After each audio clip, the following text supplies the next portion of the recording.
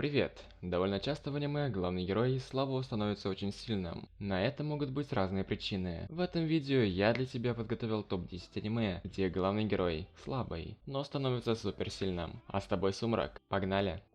Кузнец Светового Меча.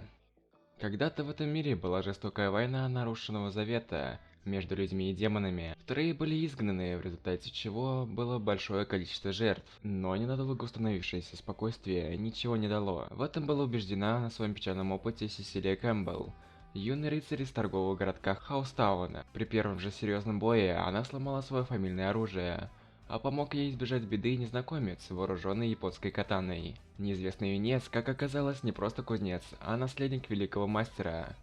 Но сказать по правде, Люк Эйнсворт не внял просьбам Сесилии починить ее меч. Однако долго он не смог противостоять прекрасной и настойчивой особе. Сказание бездны. Люк фон Фабер вырос в богатом поместье своего отца, уважаемого дворянина в королевстве Кимласка, не зная проблем и забот. После того, как 7 лет назад мальчика спасли из плена во враждующем королевстве Империи Малькут, с него буквально сдували пылинки. Впрочем, похищение оставило неприятный осадок в виде полной потери памяти о предшествующих событиях. К тому же Люк периодически слышит какой-то голос, чему никто не находит объяснения. В один прекрасный день во время урока боевых искусств на юного дворянина и его наставника нападает девушка Теа. И происходит очередное необъяснимое явление. Люк и Теа переносятся на другой конец континента. Оттуда и начинается путешествие Люка, которому очень многому предстоит научиться в условиях, противоположных его беззаботной жизни. Танец на набережной вампиров. Уже на протяжении многих веков сородичи великого графа Дракулы всеми силами пытались отвлечь внимание людей на их существование. Слуги Дракулы уводили все разговоры лишь в сторону сказок, небылиц и фольклора. Но рано или поздно этому пришел бы конец.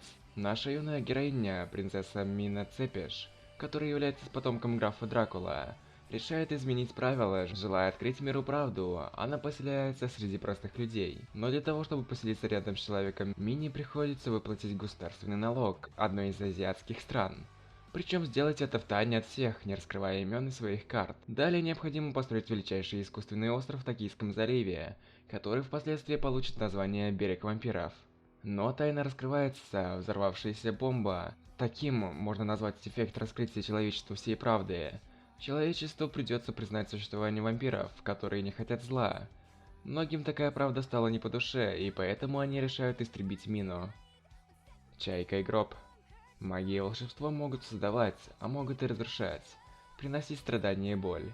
Газу Артур пытался понять направление использования магических свойств предметов и историй. Для благих целей использовать свои навыки парень не собирался, а вот для цели разрушения очень даже возможно. После многочисленных испытаний он понял, как легко можно свергнуть с престола даже самых великих. Император, управляющий страной несколько лет, верой и правдой служивший жизненным ценностям, оказался побежденным.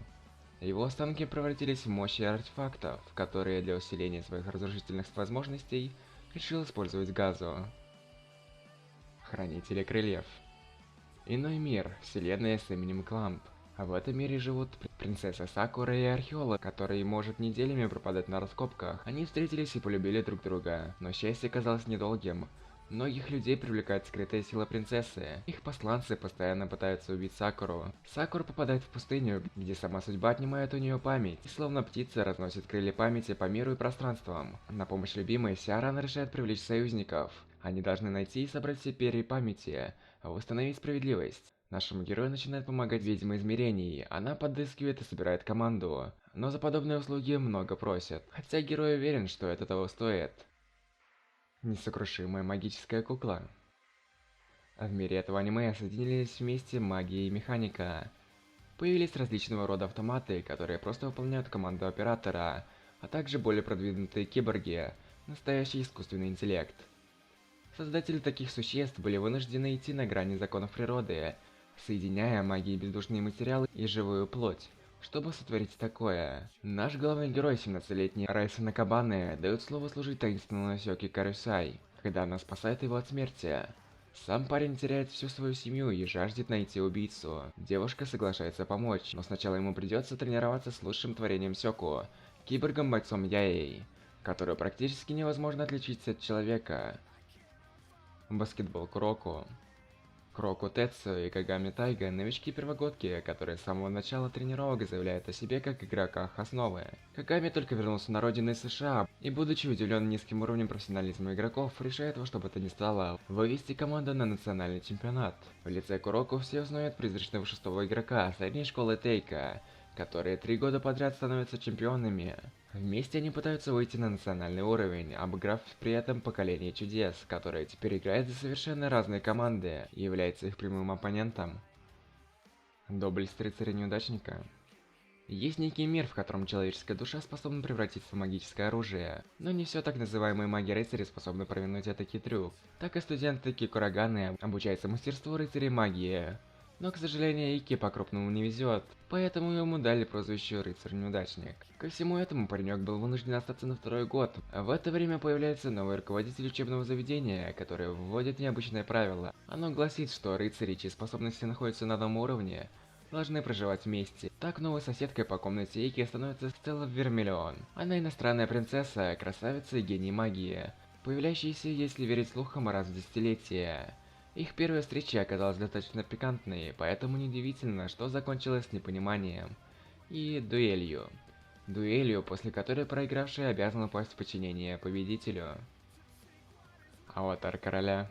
Главный герой этой истории является Ичио, который некогда был известен своими амбициями и удивительными навыками. Было время, когда в онлайн-игре Слава он считался лучшим из лучших и любого мог заткнуть за пояс. Можно даже сказать, что ему не было равных. Однако череда непредвиденных событий привела его к банкротству, вследствие чего его исключают из команды профи. Решение приняли быстро, несмотря на весь его опыт и способность. Вместо Ичио занял Сун Сян, который стал новым капитаном команды. С этого момента наш главный герой пытается вернуть свою былую славу. Сумо Хинамару. В старшей школе Одати есть небольшой клуб, посвященный сумо, к сожалению, мало что из себя представляющий. По крайней мере, так было до тех пор, пока в школе не появился новый мелкий ученик Хинамара Усио. Большой и тяжелый, слова, ставшие неотъемлемой частью сумо. Но вот о новеньком ученике этого никак не скажешь. Однако Хинамару вместе с членами клуба начнет взбираться наверх, стремясь к вершине, титулу самого высокого ранга в профессиональном сумо. Ну а на этом все, надеюсь, тебе понравилось и ты поставишь лайк. Также не забывай про подписку. А с тобой был Сумрак. Пока.